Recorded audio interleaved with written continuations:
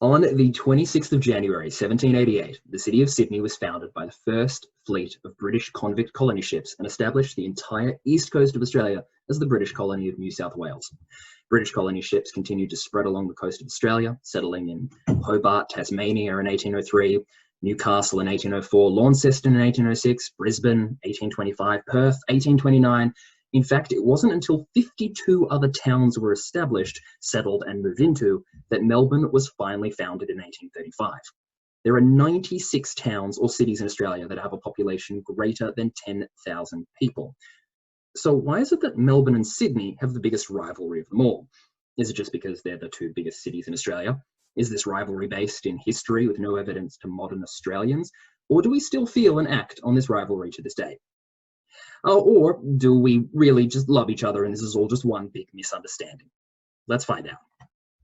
Hello, everyone, and welcome to I'm Free Tour's very first podcast in a series dedicated to learning about culture. Today we'll be talking about the Melbourne-Sydney rivalry. My name is Lenny, and I'm joined by my co-host Adrian from Sydney. Hello, Adrian. How are you going? Hey, Lenny. I'm doing well. Excellent. And our two wonderful guides, our guests for today, are Astrid from Melbourne and Rob from Sydney. How are you both going? Hello. I'm very good. Doing all right. How's the weather over in Sydney? Yeah, it's always good. Always good? I don't know. I'm just already being competitive on this, I guess. So. This is definitely the podcast to be competitive in. Claim that your weather's always wonderful. We'll talk about weather a little bit later as well and see which weather actually is the best. I think we're definitely winning at the moment with the worst weather, but yes, we'll talk about that a little bit later.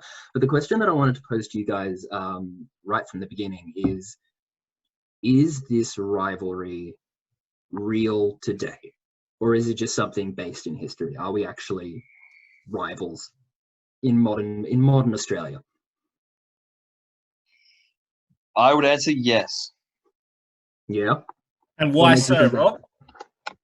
Well, I personally experience it when I meet people from Melbourne, or I meet people who have met people from Melbourne, and there seems to be, maybe you guys are just more passionate and competitive, but a lot of people, especially on our tours, they will tell me, oh, the people of Melbourne said Melbourne's way better than Sydney. And I just feel like, well, it must be ongoing. I mean, is that overcompensation, Astrid? I think that the cities are so different that it's very hard to compare them. Almost like to say that one city is better is really difficult. I think that they both have real positives, and I guess I'm a bad Melburnian and that I love Sydney for what it offers, but Melbourne will always have my heart. So diplomatic. Yeah. So boring. Yeah. We're not here for diplomacy. We want the hard and fast rules. Come on, convince us why we should go down to Melbourne from Sydney, Astrid. Yeah, I think that the rivalry is certainly there. At least when I went to Sydney, had a lovely man from the visitor centre talk to me for about 20 minutes about how Sydney is way better. So shout out to him. He was a great guy. I was going to say, I found a modern story of people learning about the Melbourne-Sydney rivalry. It was on the 22nd of May last year, 2019. Lin-Manuel Miranda announced on his Twitter account that the biggest musical of our modern times, Hamilton, was coming to Sydney.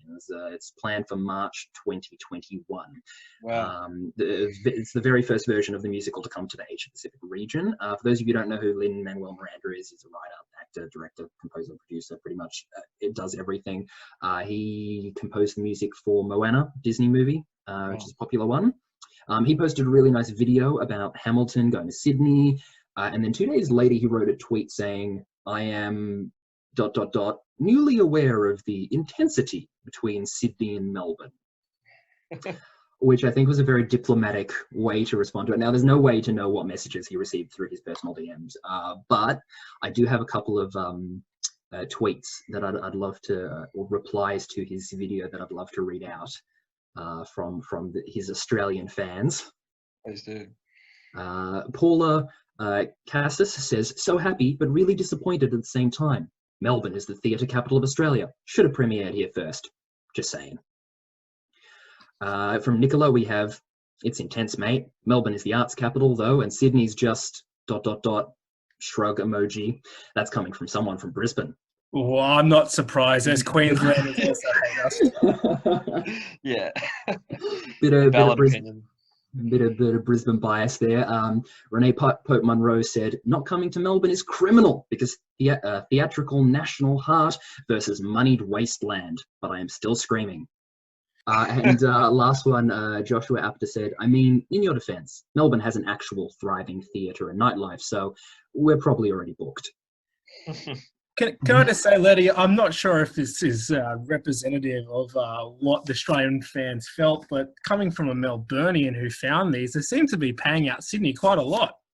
I think most of these replies were written by angry Melburnians and one angry person from Brisbane upset that Hamilton was going to Sydney, not the other way around. All of the Sydney siders were writing very positive, very happy tweets. Yeah. Sure. So most definitely it is very one-sided. Is the Melbourne-Sydney rivalry one-sided? Is it just Melburnians hating on Sydney? 100%. Yeah, I think we might have a small inferiority complex. We're always trying to prove ourselves, even though I personally think we're much better. As they say, Astrid, it's not a lie if you believe it. Very true.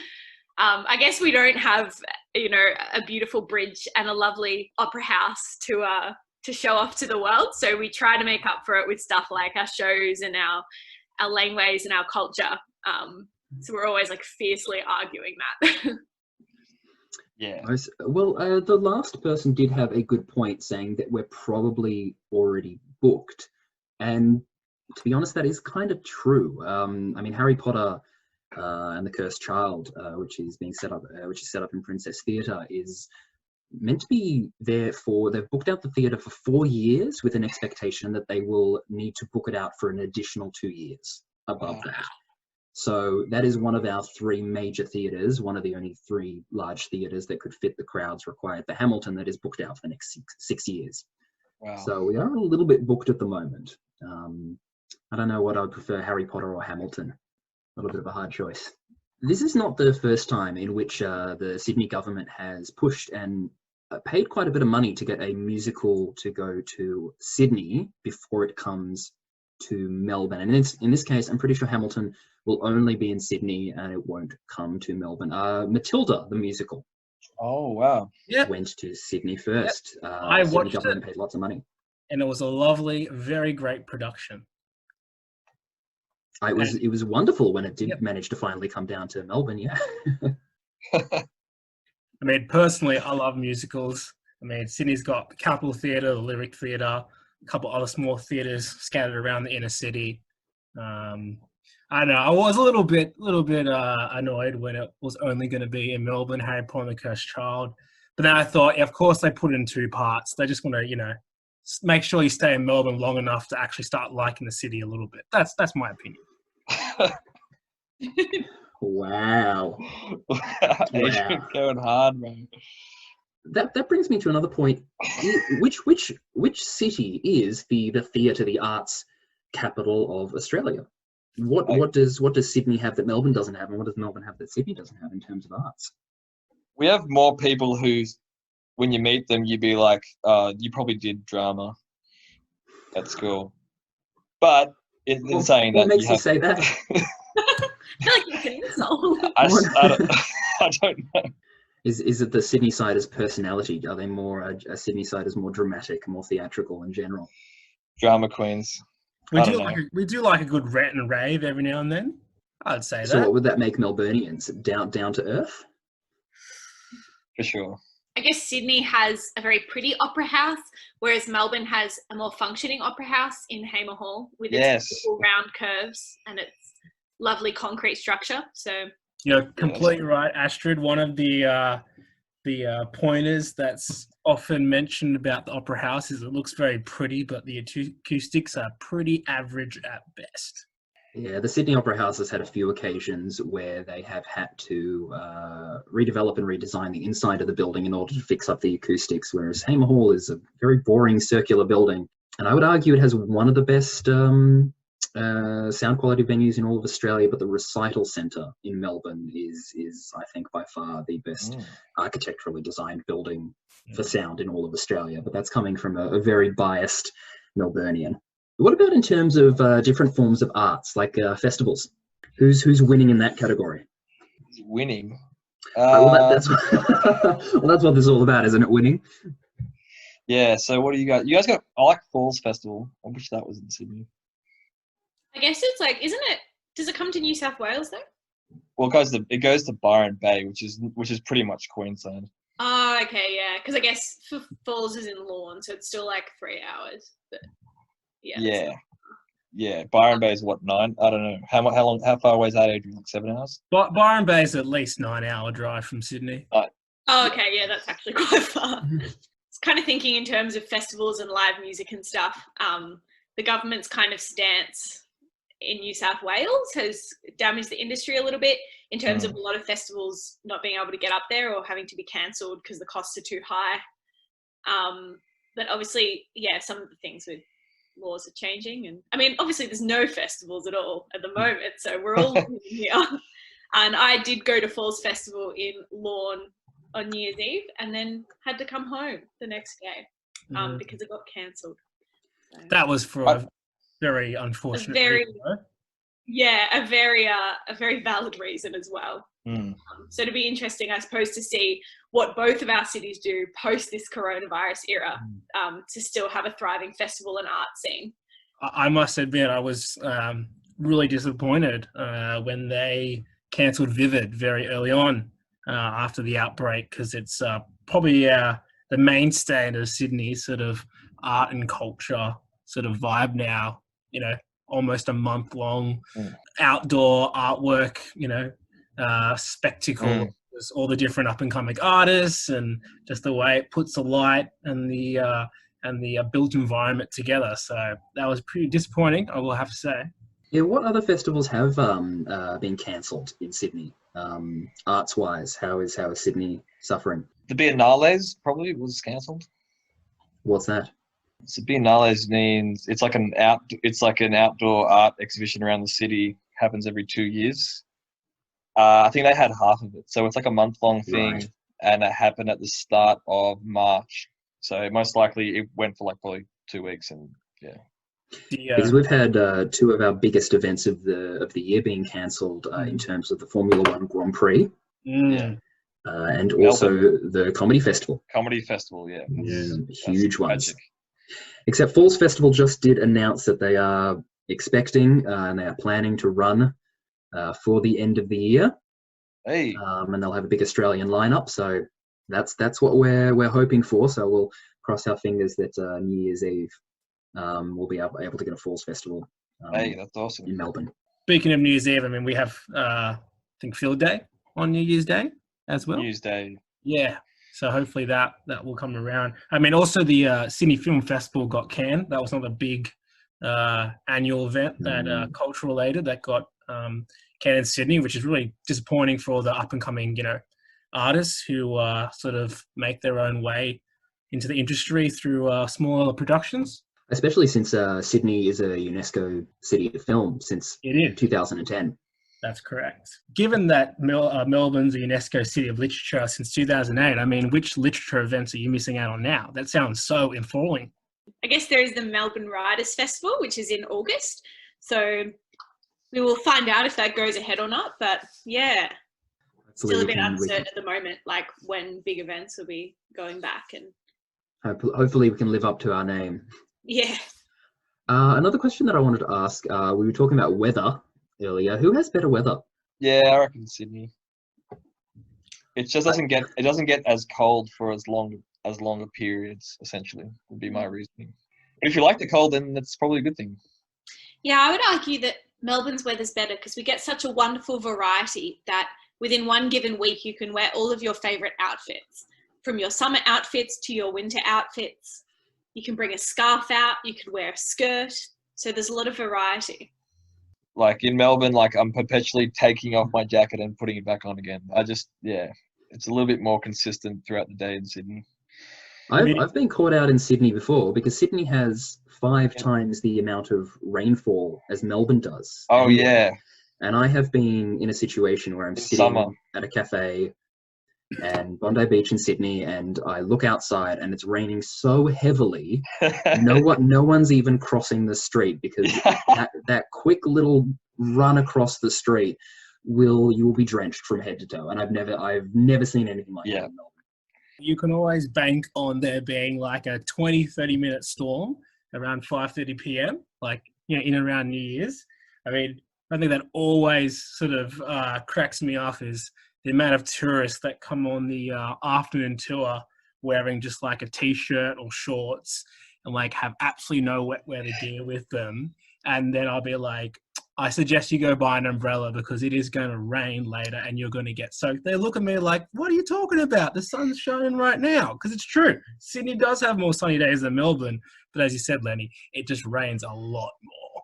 Well, we might be beating you this year. Melbourne so far since January the 1st this year has rained more than any year in Melbourne's history. The last time it's rained this much was 1924.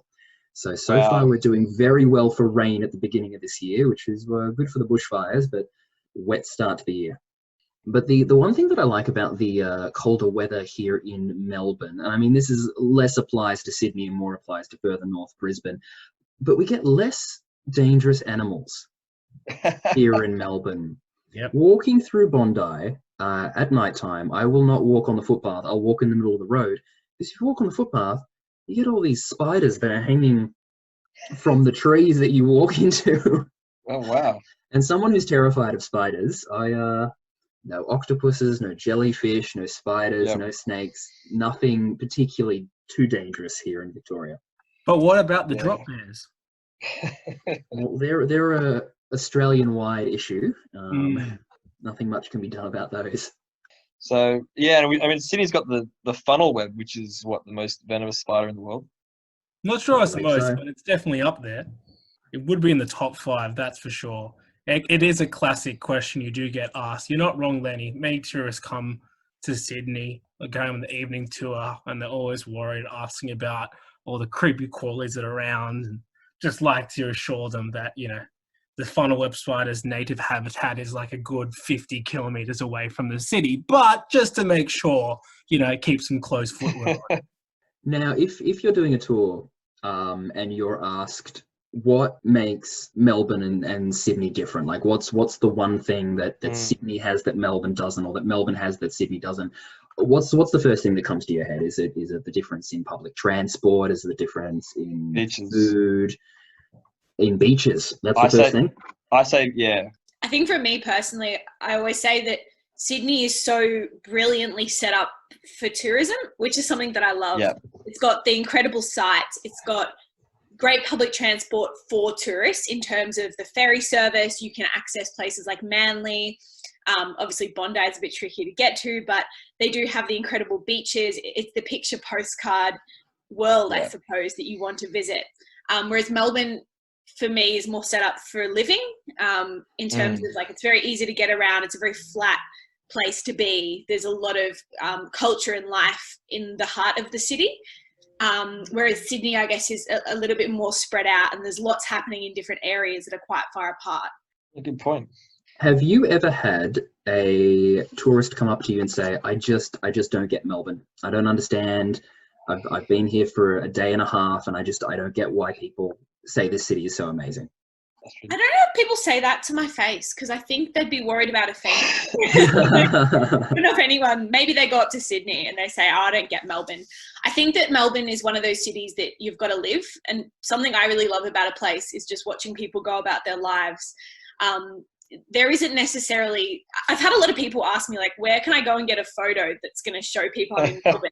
Like, is there a big Melbourne sign? There is at the airport. But I guess it's one of those things you've just got to feel. And for me, it's like, it's about going out to gigs and being in like dingy basements, or for Lenny, it might be going out and having a really beautiful fancy meal somewhere, going to a rooftop bar or hanging out by the river. Like, I think it's one of those places you've got to experience. It's not necessarily something you can capture in a photo, which is what some tourists might be looking for.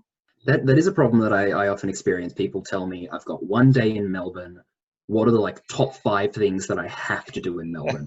And as a Melburnian, I have no answer to that. I go sit in a cafe, embrace the culture. But if someone asked that of you guys, if they said top 5 things, oh, no one has to ask. No one has to ask. You know, that's the thing about Melbourne. Like, you have to do your research, and when you do, it's an awesome experience. But some people are lazy, and that's why they come up to you and say, "I don't get it." But then Sydney is like, "Oh, I guess I'll see that bridge and the opera house and the beach." Like, it is like you said, kind of laid out in a platter for you for visiting. You mentioned that with Sydney, you don't need to tell them what to do. It's advertised everywhere. You look at a front page of an article about Australia, it's the Sydney Opera House. You look at tourism brochures about Australia, it's the Sydney Harbour Bridge.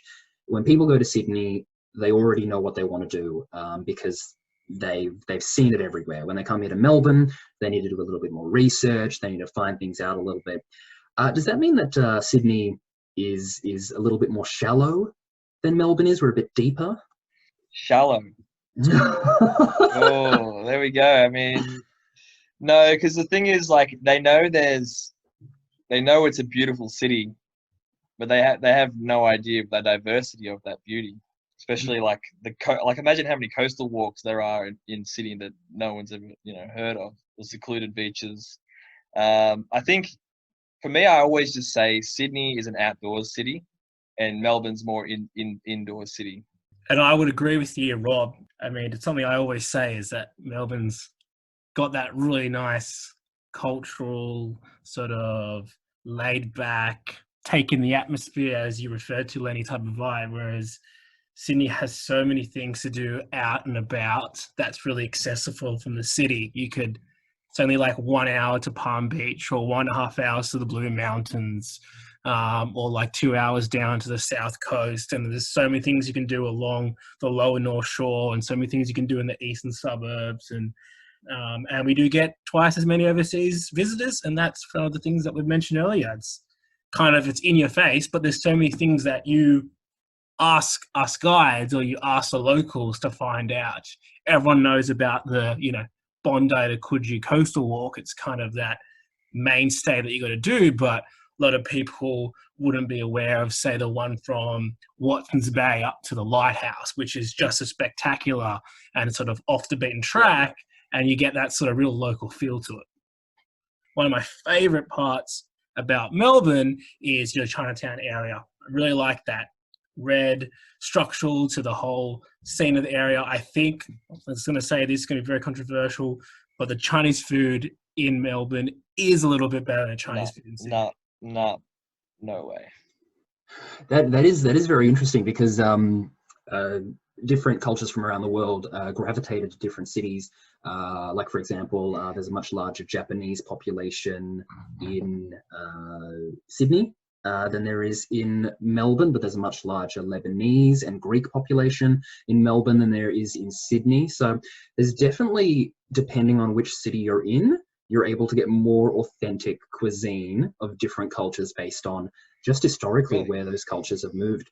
But yeah, it's a good point. There's way more Italians and Greeks in Melbourne, but then we have a lot more Asians, which is, I like Asian food, so I'm all for that. You guys have the best sushi trains ever. It's amazing. Oh, really? Oh, phenomenal sushi trains. I would say you guys have the best ramen, which is interesting that you mentioned the Japanese thing. Really? Well, there I would say I don't rate Sydney ramen at all. Yeah. And 24 hours in Melbourne as well. You can get ramen any time of the day. It's awesome. That just opened up within the last year. Yeah, we've started to open up quite a few 24-hour locations. We've now got 24-hour souvlaki, 24-hour ramen, 24-hour big Chinese kind of noodle soups. So there's quite a few places that you can go for 24-hour food in Melbourne city centre. And if you go further out north of Melbourne, there's a couple of other different places as well. So we're doing all right for 24 hours. Is that something else that Melbournians and Sydney-siders compare each other with, the nightlife? For sure. Oh, well, I mean, Sydney doesn't even play that game because we know the government stuffed us for that. With the lockout laws. What have been the improvements with the lockout laws? They were meant to come in effect January 1st. I wouldn't really know. You go, Adrian. The changes were so originally there were like no shot type drinks after midnight or 11 p.m. and they relaxed that to 1 a.m. A lot of places were forced to close at 3, but they relaxed that to 4 or 4:30 a.m. I mean, given and they had a couple of months to take effect before the world got shut down, it's hard to know if it's improved it. I mean, Right. a few times I've been down to Melbourne, though, I must say I've really enjoyed the nightlife there. If I was a tourist from Sydney going down to Melbourne, Astrid, what are the 3 places that I'm doing on a crawl if I got one night? Oh, this is really tough question for me to answer because I feel like there's so many different areas of Melbourne that have so many different things. Like sometimes I even suggest to people just like go through Chinatown. Like the laneways that are coming off Chinatown have so many interesting hidden bars and stuff. Then you could go down to like the river. You could go out to Fitzroy or Carlton. So I guess there's so many different places. For me personally, only because I do really love live music. If I had to stick in the CBD, I'd maybe go see a gig at Cherry Bar, which is only just reopened prior to getting shut down again. Yeah, so maybe a gig at Cherry Bar for a bit of variety, maybe like a rooftop bar. Actually, one of my favorites is to go to Frody Dirk, which has a lovely little balcony and just kind of watch life go on below in Section 8, which is more of an open air bar. And then maybe something a bit more hidden to kind of, again, for a bit of variety, maybe somewhere like Eau de Vie for a cocktail. I like to categorize my Melbourne nights into hours because there are I know that sounds a little bit strange, but if it's a fancy cocktail lounge, it's going to close by about 1 a.m. If it's a little less fancy, a little bit more wild, a little bit more creative, it'll stay open till about 3 a.m. If it's got live music, you're looking up till 5 a.m. And so you can spend your night bar hopping based on which kind of section of bars are closing down as the night goes on. And then finish the night off at Lock and Key by 7 a.m. So it's bragging. That's going to make for one nasty hangover. Just putting it out there. You can't get hungover if you don't stop drinking. It seems it just keeps going. And that's why you have the 24-hour ramen. Done. Exactly. Done. 7 a.m. time for breakfast and got a bit of ramen. That's awesome. So that one we're not even arguing about. No. Without being able to see the new effects, the changes that have come in at the beginning of the year. It's hard to see how Sydney's improving. Oh, sure. And even without COVID, I think the damage that was done in the last, 5-6 years is so great that it's going to take quite a long time for it to even get back to where it was. I do have a small side question for Adrian and Rob. Because of the lockout laws, did you notice any change in culture? Like, were people having more crazy house parties? Were things moving more out to the suburbs? Like, how did bands and stuff keep going, or did it just stop or slow down? I definitely noticed a lot more of people going to the suburbs. Like me personally, I stopped going to the city a lot more. It's never fun when you're stuck in a line for an hour and a half and it hits 1:30 and then you can't even get into that place anymore. A lot of people went to the suburbs, but a lot of people just got shut down. The King's Cross district got decimated. Probably was one of the hardest hit areas. There were 3 or 4 bars in a row. One of my favourite bars, which was called World Bar.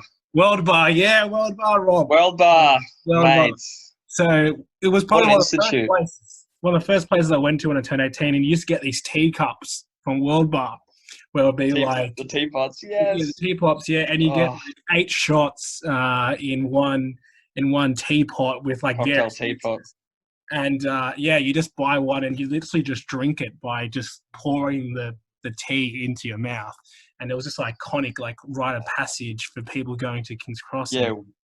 One of the places that got shut down.